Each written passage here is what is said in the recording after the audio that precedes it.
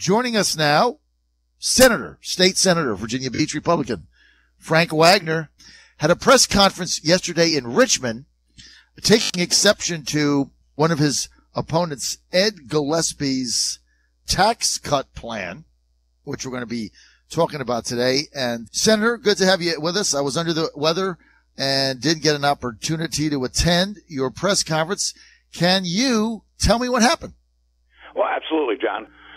The thing I can't stand is when, people go out there and mislead people, particularly in their campaign promises. And, you've been to a number of Ed Gillespie events, debates, candidate forums, and he said the average family is going to get back $1,300 with my tax cut plan. How many times you heard that, John? A lot. A lot of times. Okay. Well, yes. It's time, and I've said it myself. It's time that somebody worked the math, and we worked the math. And, we started on this last time we talked. And you would have to have an adjusted gross income of $214,000 a year after deductions to realize a $1,300 income tax break. And to go out there in front of the voters and suggest that you're going to get that is totally misleading. And quite frankly, it's these misleading statements that give all politicians a bad statement. It's DC math at its worst, but at its worst. But that's what you expect with the DC Insider, I guess. We did the math. We did that. And I'll tell you something. There were 3.1 million tax returns in Virginia filed in 2015. Only, less than 6-7% showed adjusted gross income over $200,000. The total was like $208,000. He is so far misleading people. Let's tell the citizens of Virginia that we've heard over and over again, John, that the average family of four is going to get back $1,300 under my tax cut plan. And I've heard it over and over and over again, and it's a bold-faced lie. And then in the paper yesterday, he comes out and says, well, the average family is making $135,000 a year, and they'll get back, $690, and we did the math there. And it still doesn't work. I mean, even when they come up with a statement, there's nobody on their campaign staff that apparently can do the math and understand what cutting taxes from 5.75 down to 5.2 or not. And then, of course, if you read the fine print, well, if revenues are available. And the whole statement, the whole groundwork of his campaign is based on falsehoods and lies. And, that comes out in the campaign, and I think it's important for Virginians to understand that what he's presenting to you is and it's the centerpiece of his campaign. And, you go through it, and actually the median household income in Virginia is about $67,000. I mean, I might be $135,000 up with his crowd up in, Fairfax or, Great Falls or that kind of area that he hangs out in, but that's not the rest of Virginia. When you look at what our law enforcement officers are making, when you look at what our firemen are making, when you look at what the hardworking Virginians are making, it's nowhere near this. And to go out and mislead those people with this campaign statement is really intolerable in my mind. And, Senator, and I think it should be in the vast majority of Virginia's minds. Senator, their response, and I asked them because I told them you were coming out today, I asked for their response from the Gillespie campaign, and they had two responses. Number one, they said that their study was prepared by the Beacon Hill Institute, which they said didn't utilize the mean income, which you're right is $67,000. They utilized the average income, which is the $135,000. So I guess that's what the Beacon Hill Institute said. The other thing they said that I want to get you to respond to. Yeah, we're talking about a 0.5% increase. Or decrease in taxes, or 0.6. I'll give them the benefit of the doubt. 0.6 of 135,000 is, let's see, 600. It's about $700, $800. That's still not the $1,300 he's advertising. I mean, here it is. He's saying 135, and it's still not anywhere close to what he's saying. So, let's go on, but continue. Let's hear the rest of the response. Okay, so this is their response, and I'm going to read it to you because I did ask the Gillespie campaign for a response. I also asked Ed to come on today, and they were tied up. But here's what they said. They said, Ed Gillespie put forward a responsible plan to cut taxes for all Virginians by 10% across everybody. Senator Wagner has put forward a plan to raise taxes on hardworking Virginians and now has resorted to questioning an econometric analysis conducted by independent economists at the Beacon Hill Institute. They go on to say Ed's plan will provide much needed relief to Virginia families and create 53,000 full-time additional private sector jobs in our Commonwealth. Ed wants to cut taxes. Frank Wagner wants to raise taxes. That's their response. Let's take it step by step. First of all, where is Ed Gillespie? Are you telling me he's that busy he can't? He has ducked every appearance. He does not want to appear anywhere with me. He's ducked every appearance. You know, he needs to get on the radio and man up and explain the math. He needs to do that. You know, Virginians, you know, what kind of governor are we talking about here that won't even man up, you know, won't even show up at events any longer, has turned down every debate? You know, the Democrats have signed up for 6 debates. So that's question one. Who is Ed Gillespie and where is he? Okay, secondly, first of all, what the hell is the Beacon Hill Institute? You know, do the math. Your campaign can't figure it out. My campaign can figure it out. I certainly don't have the resources his campaign has. We can figure it out. It's easy math. It's not that hard. It's not that hard. You can go right on the websites and pick off that information and do the math yourself when you cut taxes 10%. Third of all, let's be honest, Ed. You said if revenues were available as part of your statement, which is a smoke and mirror. If you read the fine print of his tax cut, it is that. So he needs to explain to Virginia how much revenues is he talking about. Fourth of all of this ignores the fact that S&P just gave us a negative rating for our financial posture in Virginia, ignores the fact that our rainy day fund's supposed to be at $2.4 billion and it's less than $300 million, which is one of the major tick marks, ignores the fact that we're $17 billion actuarially out of whack in our retirement system, ignores the fact that we just cut $1.5 billion out of our budget, ignores all of those facts, and what his plan would do was throw Virginia into a status of like Illinois and New Jersey if it were implemented. And then let's talk about that. You know, the tax plan that I talked about, which they imply as taxes, is fuel taxes. We've talked about this over and over and over again. John, the number one problem, certainly in Hampton Roads and definitely in Northern Virginia, is transportation. He has come up with no transportation plan. None whatsoever on the number one problem facing our urban areas. And quite frankly, if we're going to revitalize our rural areas, we're going to need to make an investment in transportation, just like North Carolina's done. Now, we've had this discussion over and over again, and I want your listeners to go to gasbuddy.org and compare prices. Compare fuel prices between North Carolina and Virginia. You know, don't believe me, and certainly whoever the Beacon Hill Institute is. You know, you can get somebody to come up with any numbers you want to support something. But go to gasbuddy.org, because understand North Carolina's fuel taxes are twice per gallon what Virginia's are. More than twice what Virginia's are. Yet the fuel prices are exactly the same. Ask yourself who's making that money. Retailers will charge what retailers can get away with. But then ask yourself why Martinsville and Danville looks like it does, and Winston-Salem and Greensboro as the economy's on fire. And do that. And then let's take the fourth part about it. It's going to create 53,000 jobs by putting $300 or $400 back into people's pockets. You know, that defies imagination of how that's going to create jobs. It defies. Look, at the national level, when you start cutting federal taxes and you start bringing home that money and you start, you know, cutting business taxes and doing those kinds of things, certainly that's going to be a job boost. But at the level of the state level, we can't print money in Richmond. He's got to get his head out of Washington, D.C. He's been a D.C. insider all his life. He's either been a lobbyist or worked at Congress or worked in the White House. He's gone back and forth. Richmond is not Washington, D.C. We have to pay our bills. We have to be responsible. We can't print money, and we certainly can't make promises that cannot be kept. All right, let me make a couple. Misleading the public, John. And you know what? You know, he comes out and he says, I'm going to be the most ethical governor ever. Well, start out by being ethical and tell people the truth about what your tax cut means and what it means to the average working Virginia.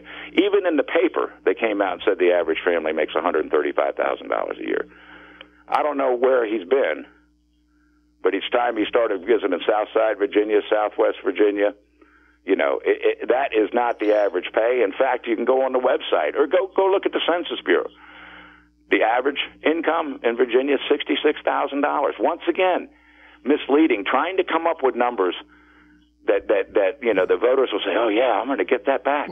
Well, they're saying that they're saying there's a difference between the average income and the mean family income. Normally, we think about a mean but they're saying the average. And you go back to the Beacon Hill Institute, which is the one that's forwarding this. But I got to get to a couple things. You can go on the website of the tax department. Okay. Right. There were 3.1 million tax returns filed in Virginia in 2015.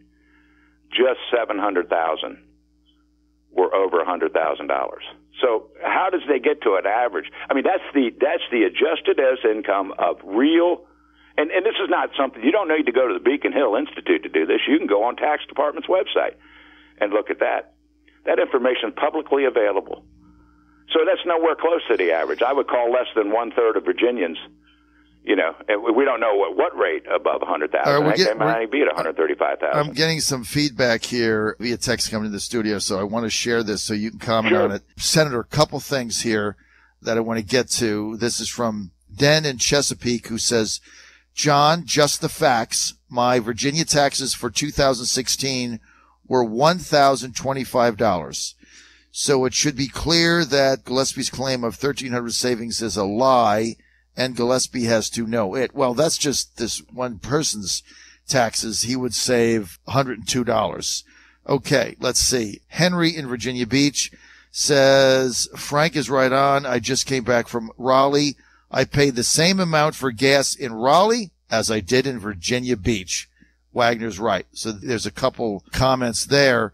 But, Frank, what the Gillespie campaign is saying is this. They're saying to me, look, whether it's $300, $600, or, as Den in Chesapeake says, $100, Gillespie is for a tax cut. Wagner wants to raise taxes. That's the difference in this campaign. Respond to that. Look, Wagner's got a record of 25 years of voting against general fund tax increases. It's on the record, voted against Warner's tax increase. Wagner's on the record for doing that. Wagner's also on the record for understanding that we don't have enough money for our transportation system and that transportation dollars are derived from fuel taxes. We look at our road system. It doesn't take a rocket scientist to figure that out. Who is the Republican, or which president do we admire most in the last 60, 70 years? I think most Republicans and most independents and even some Democrats would have to begrudgingly admit it was Ronald Reagan. Yep. He was the man, okay? He raised gas taxes twice, okay, because he understood that that was a user fee and that you have to have the money available to keep the infrastructure maintained and to build new infrastructure. It is just that easy. If you don't make that investment, you're not going to have the infrastructure. Virginia, for a long time, until a few years ago, failed to do that. I'm on the record as the person that made that happen. And that's fine. I am proud of that accomplishment. I am proud of that accomplishment. You can start to see some of those results. But I'm going to tell you right now, it's not enough. There's no money to fix Interstate 81. We got little pieces. We can make bits and pieces to it. There's absolutely no money to build out a road network in Southside Virginia. There is no money to, if you look at the bills that are potentially coming from the Virginia Rail Express and the metro system in Washington, D.C., there is no money. There is no money to fix anything in Northern Virginia. And we're adding little bits and pieces here. We had $9 billion worth of road requests under HB2, which is the way we score road projects, new road projects. We had $1 billion available to do it. Look at the condition of the roads around Richmond, and you'll draw the conclusion that we have a problem. And if we need roads. Look, nobody that's going to Senator, move to Virginia we're on. If they can't move their goods and services, John, it's just that easy. This is look. I got to be honest with people. I can't mislead people like the Gillespie campaign's doing, on their tax cuts. That is misleading. And I got to be honest with people, and that's why I'm out there talking about transportation funding, John. I'm not afraid of it. Okay, I think Virginians understand. I give Virginians more credit. I sit there and I'm going to say, look, we've got to make this investment. And you just heard from one of your listeners. He paid the same price in Raleigh as he did and when he got back home for gasoline. They pay 15, 16, 17 cents or somewhere in that more per gallon for gasoline than we do in Virginia, yet the retail price is the same. All right, I got a Who's question. making the money? We're not getting the money. Hey, the Senator. state coffers, the people that are wholesalers and retailers are putting it in their pocket, and they're laughing all the way to the bank. They will charge what the market will bear. You know, don't believe it, go into any store, and they will charge what the market will bear. Their idea is to make as much money as they can, and you know what? That's America, and that's capitalism, and I'm fine with that. Okay? All right, I've got a we'll question. charge the same price for gasoline because that's what the market will bear here, except the difference is we will get the money to start to build out the roads and the infrastructure. Because if we don't make these investments, consider for a minute that the last four-star admiral that retired said he cannot recommend another military installation, base or ship, come to Hampton Roads unless we fix our transportation system. Now, you know, that's a wake-up call. He's not partisan. He's not Democrat, Republican. He is the four-star admiral. That was Admiral Halsey who said that to me on the record, on the radio in 2013, and that's why I was in favor of that tax. I got a couple more minutes. I got a question here from Louise in Virginia Beach. Louise says, Senator Wagner, can you explain to me the gas tax math, how we tax double ours, how North Carolina taxes double, but yet we pay the same price? I go to North Carolina all the time. The price is the same. How is their tax double and I pay the same amount for gas? How does that work? Well, I will say this, that when the distributors buy gasoline from the rack has delivered oil up from the refineries in the Gulf of Mexico is the way it works.